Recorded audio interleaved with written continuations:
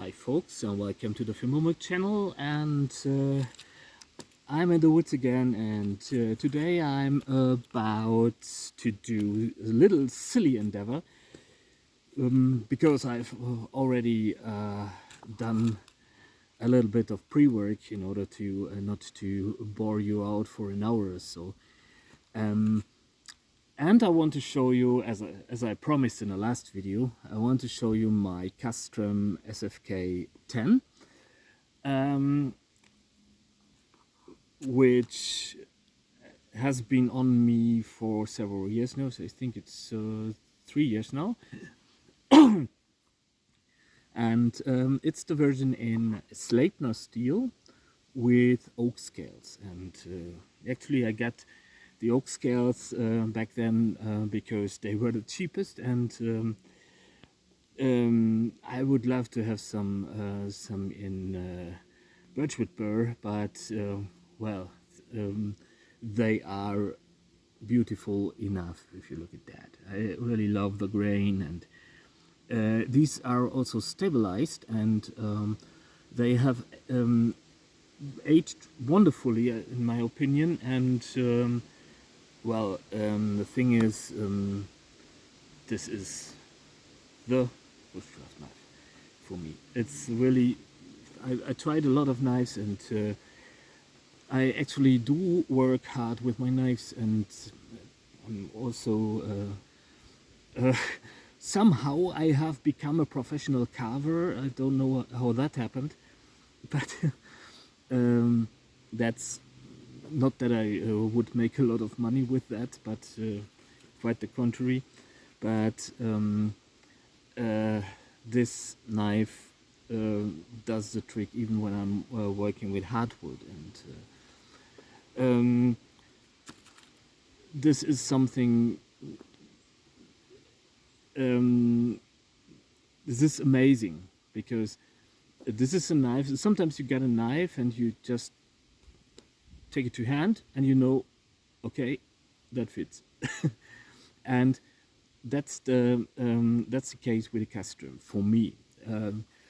There are several people who actually hate the handle. This is a humpback design, and you see there is this sort of a counterintuitive recurve swing in the handle. And if you look at how you grip a knife, your pinky and your ring finger are shorter than the others, so that makes perfectly sense that the handle is getting thinner at the end. Also, you get the ball of your palm that gets to rest, if you look at that, really comfortably on the hump of the handle. And it's also really, even though there is no pronounced cross guard, it also gives you a really secure grip. And if you add the lanyard, this is really secure. And the thing with the blade, this is Sleipner steel. This is a little bit of a poetic name for a rather decent tool steel with a lot of alloys in it. I think there's even tungsten in it, and I don't have the analysis currently available, so please look that up for yourself. The Rockmill hardness is some 59 HRC, which is just about perfect for a bushcraft knife. Personally, I think, because the steel is this is not stainless. It's stain resistant. It's not it will not rust on you immediately if just one drop if there's just one drop of water on the surface of the blade. but it will rust on you if you have it on you for an extended period of time. The thing is, I use this really hard every day on hardwood with, and I'll show you in a minute what I'm doing with this. And I have yet sharpened it once as in, using a really fine abrasive stone, and I only did this to close the surface of the edge. The edge is a Scandi grind with the tiniest of micro bevels, and that makes perfect sense because the Sleipner is a little bit spurry. I can't put it in any other way. If you put it on a steel strop, which you shouldn't do, but if you do this, the sound is almost buttery. I cannot put it in another way. It's rather low and low pitch, and normally that hints of softer steel, but it isn't. At first I encountered some rolling, but I stropped it and put a more pronounced, tiniest of micro bevels on. You can't even see this. And haven't encountered any problem, quite the contrary afterwards.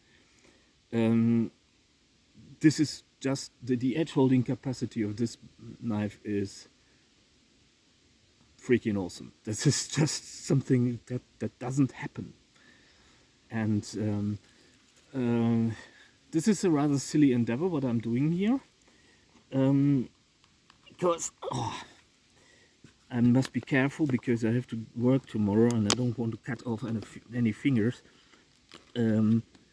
Preparing Amadou in summer is a really silly thing, and because it's bone dry and you really need a lot of force, and it's absolute. I'm already tired because I already carved off what you have seen. If you want to prepare Amadou, you need to carve off the gray, I think it's called myelium or something,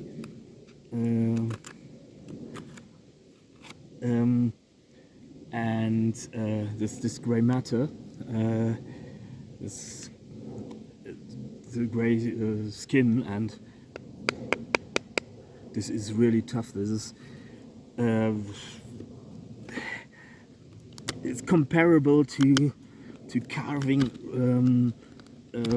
the Zambar stag antler or something, and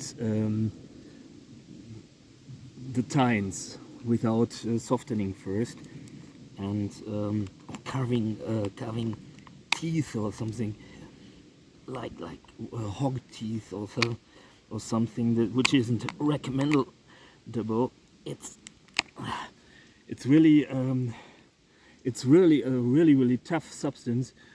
I am actually contemplating whether you could put it to some use, but as is, I want some Amadou.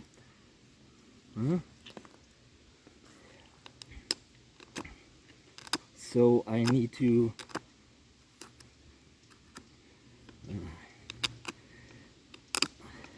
get it off, because it's tough and you want to remove all of it, and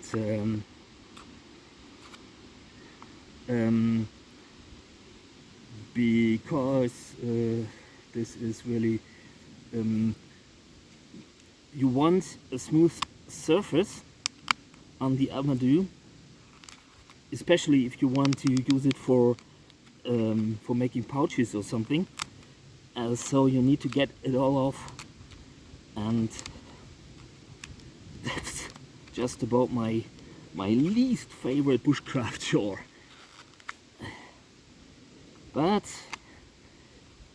and this is really, really tough on any blade.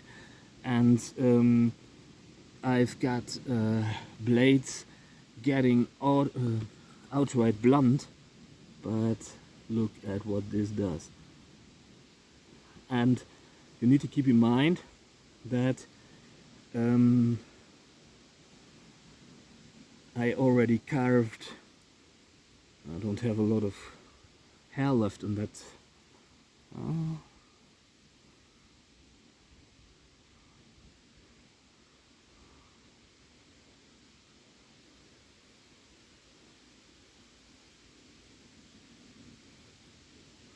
Look at that. So this is amazing. You don't find a lot of knives that will do this. Period. And well, the Sleipner steel is sort of busted to temper, and actually I got a Joker Bushlord, which I found interesting because of the bold copyism, because it's actually a bold copy of the Castrum Lasfeld, which is a legendary knife. And I reached out to Castrum and talked with David Cassini Backstrom, really friendly guy, by the way, and greetings, about what I did,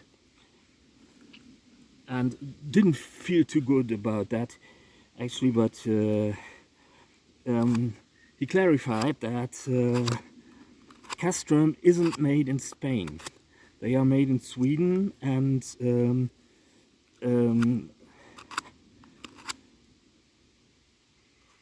well, the thing is, that doesn't buy you anything per se, but if you look at the blade, and it shows the Joker Bushlord is just soft as fuck. It doesn't work. It's just, well, I haven't checked yet, but I want to see if I want to forge a simple blade out of rebar and see if I can cut it in half with a rebar blade, because it's just shit. It's just, and I don't like to bash anyone, but this is absolutely the worst knife, the crappiest knife I ever encountered, and it makes me furious because Lars is a really great guy, and well, I know how hard it is to make a living from stuff like this, and if you design a knife for a knife corporation, you get license fees, and the license fees is a really valuable income, and corporations like Joker,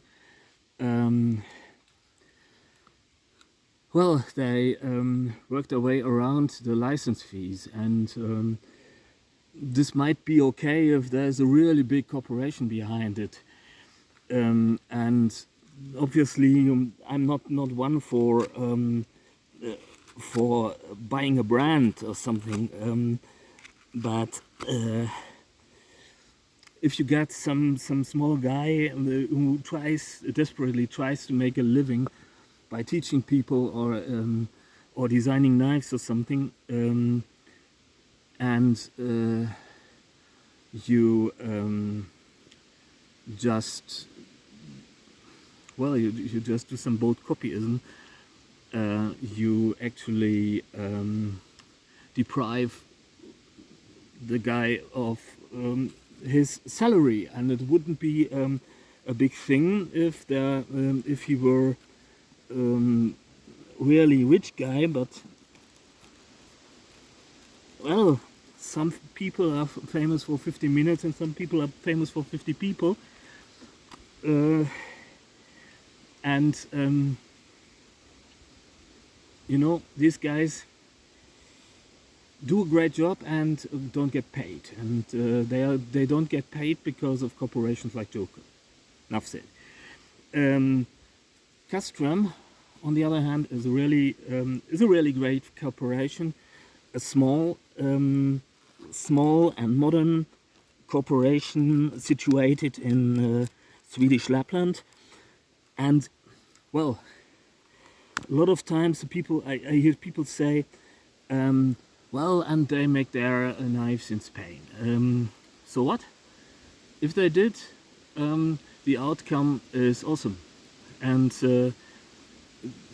well, what you see me doing here is this is something that has killed knives, and it's brutal. Normally you do this in winter when the Tinderkonk, Fumus formentarius, by the way, is the botanical name, which is an awesome bushcraft resource, and I plan to make a video in winter, in-depth video about medicinal properties and everything. It's nothing you do in summer, because this one is dried out bone dry, and it might not even work. I think I will also I will call it quits, because I don't want to keep you for so long. What the knife actually, the shortcoming of the knife is, the blade is short of 100 millimeters long. I think some 98 millimeters it is. The spine thickness is 3.7 millimeters, and it's got a low Scandi grind. So it splits the conch rather than it cuts, and you see that. No problem if you're carving, like you would with wood. And let's see, this is a whole different matter. But if you want to cut through, you get that that carrot effect you get with robust Scandi grinds. And the thing is that actually, if I would take out my Kansball, which I also have on me for comparison, this is, by the way, not the one I reviewed last time. This is one in OD green, I think, and this is actually better suited for cutting through, but I would have to sharpen it afterwards. It is capable of processing one Tinderkonk, and then it's time for the strop. With a Castrum, this is not an issue at all. And what this does is it's actually cutting deeper. It's cutting through, and if you compare the two, you see why. Because the spine thickness on the Kansball is 2.4 millimeters, and this is 2.8 millimeters, and this one is 3.7. What I personally find interesting is that I just released a series called the Järv series, which will come in a package of 15 and 20 steel, which is pretty great. It's not a really hyped steel, but it is still a really great cutting steel. It's used for saws and for wood carving knives, and with good effect. And so this might be interesting. And these will come in just 3 millimeters spine thickness, which will solve the issue of the carrot effect, as I would like to call this. That you if you want to cut through, that you rather split it split the cut, the things you want to cut, and rather than cutting through. And actually, I hate making the Amadou. Actually, it's the shittiest thing you can do in the woods. But also, I love Amadou because it's just so cozy and soft, and it simply feels great to the hand. And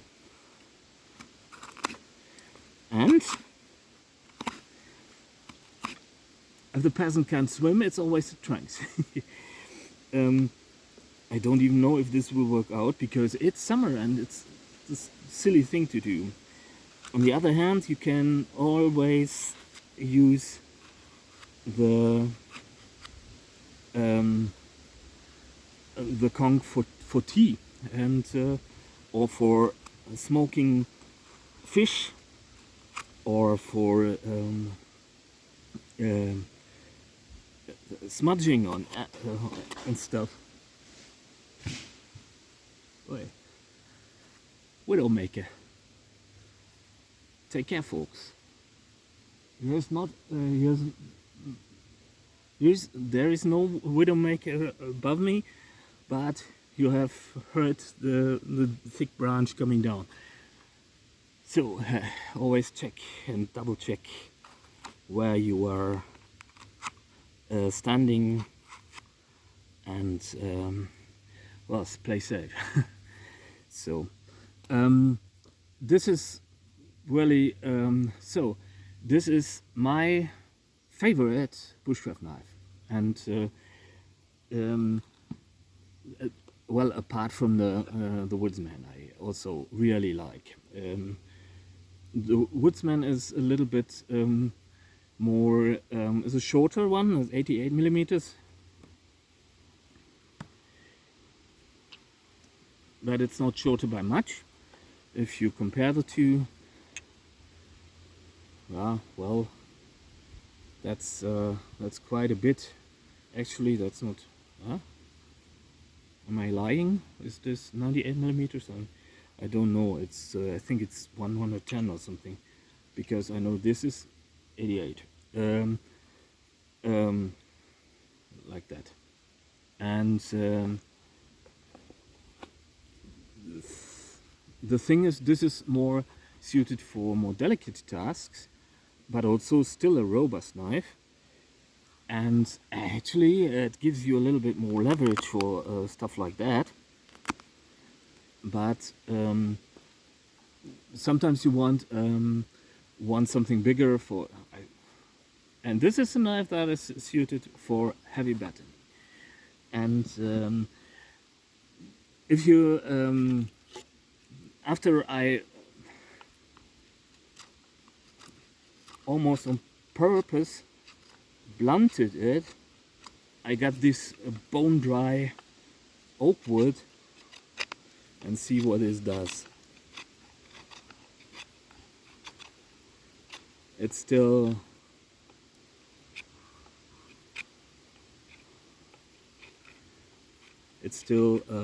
shaving sharp, and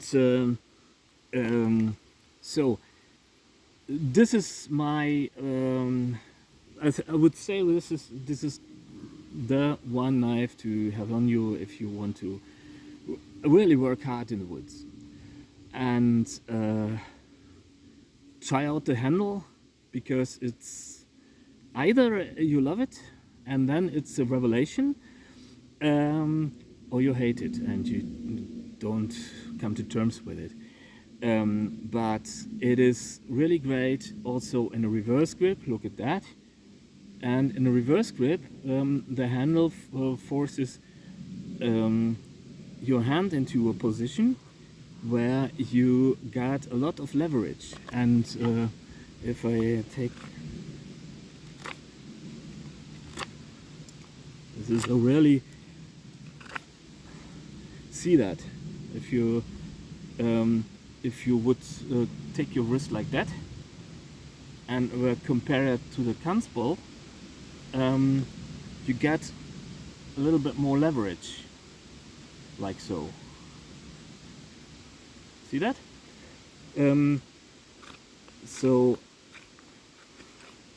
that's working really great in the reverse grip either. Also in a pinch grip, if you can also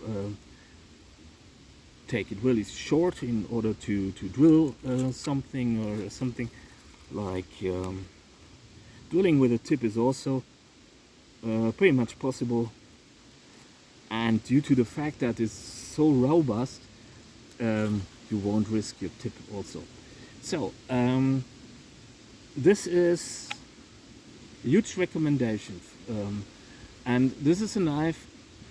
Well, I bought a lot of knives in my in my time, and in order to find out, and I wish I had done this earlier.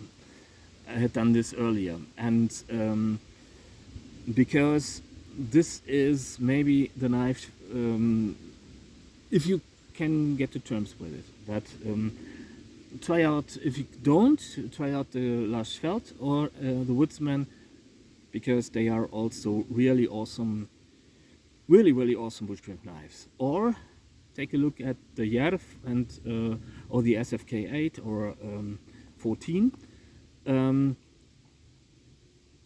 The heat treatment and the edge retention capabilities of both knives I own from Castrum are absolutely extraordinary, and so you might want to give these a try.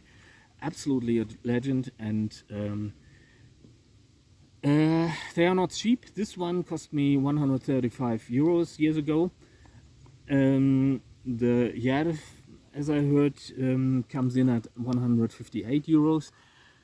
With a lovely curly bird handle and 15 and 20 steel, which is not in the same league as the Sleipner, but which is more resilient, I think.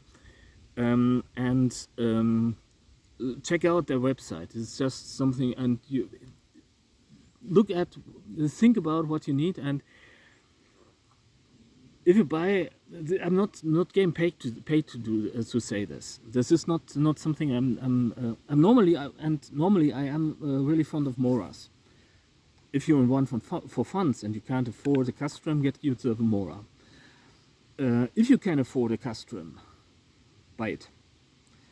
And you know, I'm not one for categorical statements, but in this time, this time it is really something I really stand behind. And as I said, I'm not getting paid to say this. This is, I would have saved a lot of money would I have bought a Castrum even earlier. It's possibly the last knife you will ever buy.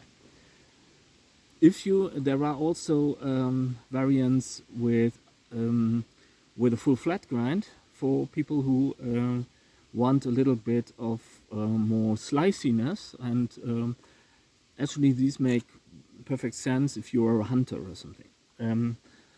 Or it's not that good for food prepping. You must adapt. But for all-around bushcraft tasks, the SFK 10 or the Lars Feld or Woodsman or what have you, is possibly the last knife you'll ever buy, because the quality is outstanding, the service is outstanding, and well, and you support a small corporation which works sustainably in Sweden with locally sourced materials, and well, so this is sort of a positive rant, I think, and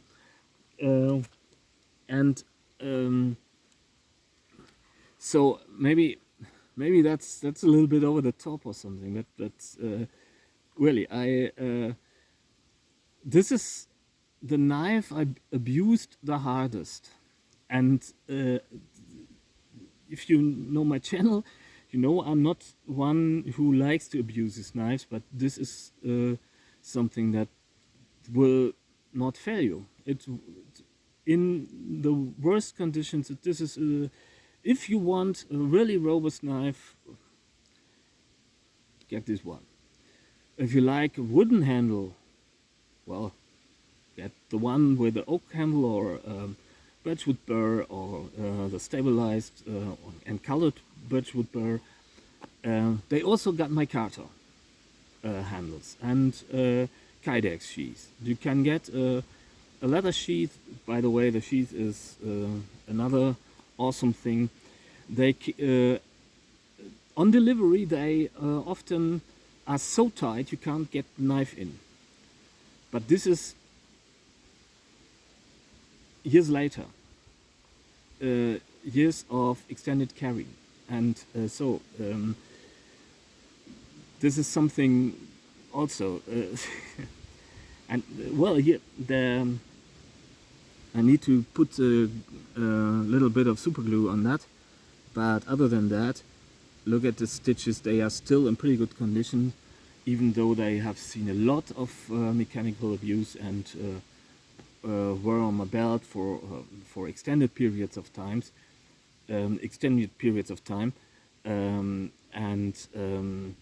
this is, well, I don't have a single gripe with this, apart from the thing that it's not great for foot prep, but this is something you know before you buy, and you can choose the full flat grind instead. But other than that, well, rent over and out. Buy it if you can afford it. Great knife. And so I hope that was halfway informative. I hope I will be able to process the Tinderkong further, but I want to take you too long. So I will process this on another occasion. I hope there is enough in it, because this was arduous work. But I think you get the gist what I just did. And well, that's said, thank you for watching. Thanks for dropping by. I like a subscription and a like, just like the other guy, just like the next guy. And but as I said, up to you. I hope that was halfway informative and helpful, as said, and maybe you want to buy one. If you can't afford them, you don't go amiss with a Mora either. It's not what I'm saying. A Mora isn't bad because a custom is great. This is the problem with a lot of knife videos, because people tend to say, well, that's crap and that's great, and that's not the case. That's not true. A Kanspol is still a really, really great knife. A Gorbreich is still a really, really great knife. It's just something different.